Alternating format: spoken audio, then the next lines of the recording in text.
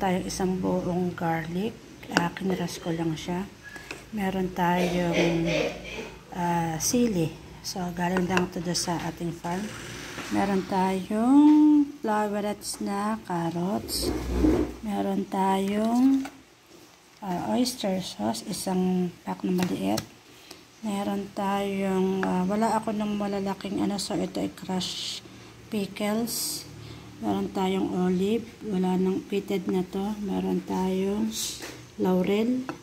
Meron tayong asin, isang kutsarang asin. At meron tayong 2 cups ng olive oil. Yan, so arrange na natin.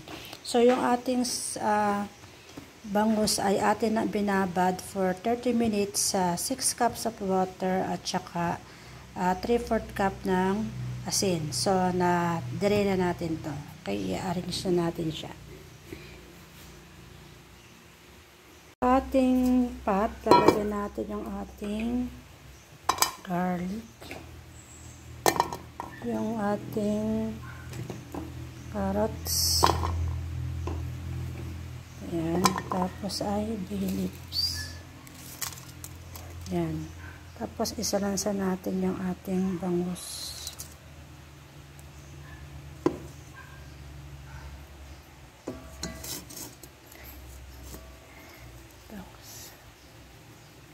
Yan ako yung ulo.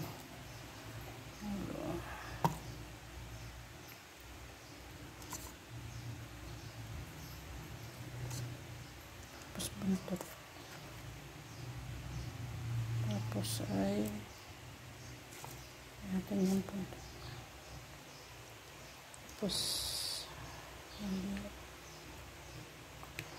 Tapos lagay ulit natin ng bawang, yung second layer. Tapos olives ulit. Okay, tapos lagyan na ulit natin ang ating bangus.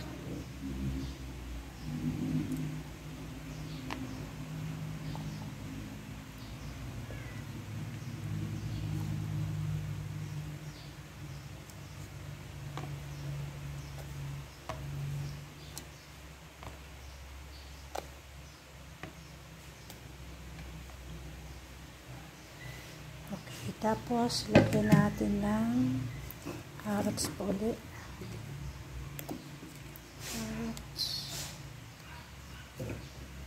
Carrots.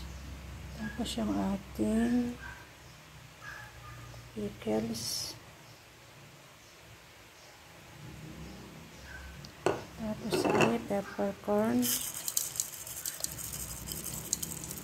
Lahat ko niya. Tapos yung natitirang bawang. Tapos yung natitirang olive. Yung laurel. Tapos ay isang kutsarang asin.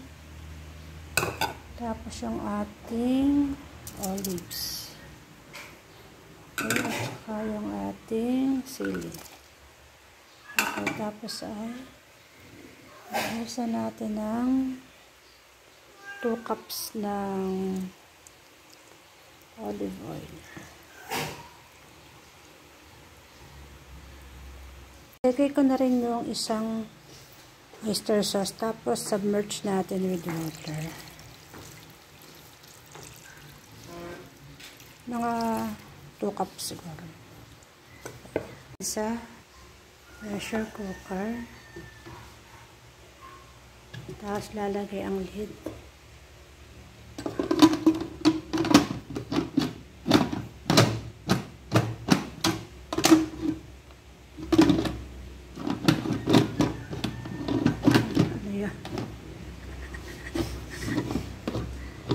Hindi. Ay, teka nga. 30 minutes.